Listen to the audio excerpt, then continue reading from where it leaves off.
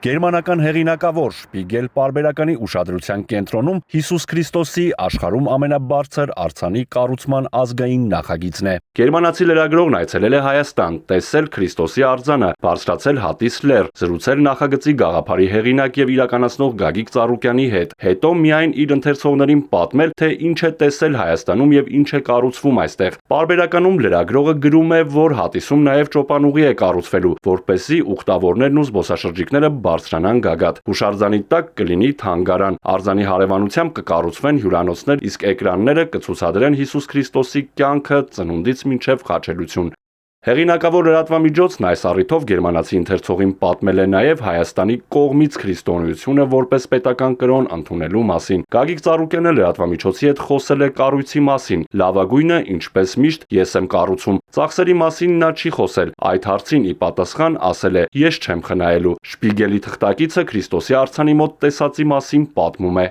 Քանդակագործ Արմեն Սամվելյանը հենված է իր արվեստանոցի պատին։ Բացվում են դարպասները։ Գալիս է Ծառուկյանը։ Նա 69 տարեկան է։ Հաստ բազուկները խոսում են նրա մարզիկի անցյալի մասին։ Նա ամուր սեղմում է Սամվելյանի ձեռքը եւ քննող հայացք նետում Քրիստոսի արձանին։ Սպիտակ կոթողի վրա քերծվածքներ չկան։ Ծառուկյանը ժպտում է. «Մենք երկար պատմություն ունեցող ազգ ենք։ Ունենք ուժեղ սփյուռք։ Ժամանակն է, որ միավորվենք։ Մոտավոր հաշվարկով 7-ից 8 միլիոն հայ է ապրում արտերկրում։ Փարիզում, Լոս Անջելեսում, Բեյրութում, Հայաստանում մնացել է մոտ 3 միլիոն մարդ»։ Ծառուկյանը ձեռքը դնում է արձանի հսկայական ափի մեջ։ Այս հուշարձանը պետք է դառնա ազգային վերածննդի խորհրդանիշ։ Նրա դիմագծերում կա ինչ-որ հայկական բան։ Լրագրողը Արմեն Սամվելյանի արվեստանոցում արձանագրել է ինչպես են քաղաքացիները գնում տեսնելու արձանը։ Հրաշք է, հայտնություն է, փրկիչն է, վանկարկում են կանայք։ Իմ այցի պահին գյուղական դպրոցի մոտ 40 ուսուցիչներ էին այնտեղ։ Նրանք գրեթե 2 ժամ ճանապարհ էին անցել։ Երբ տեսա, իմ մեջ ինչ-որ բան լռեց, ասում է երիտասարդ ուսուցչուհին։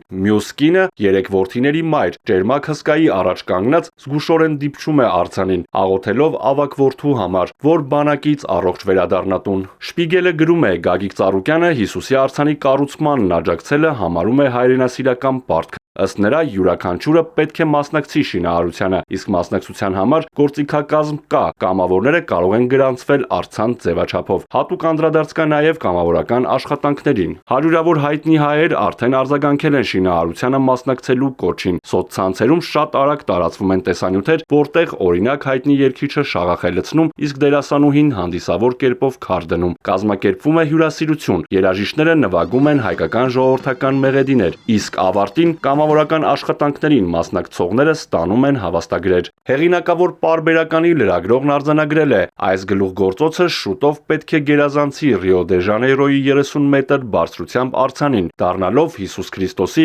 աշխարհում ամենամեծ արձանը։ Արթուր Հակոբյան, Էպիկենտրոն։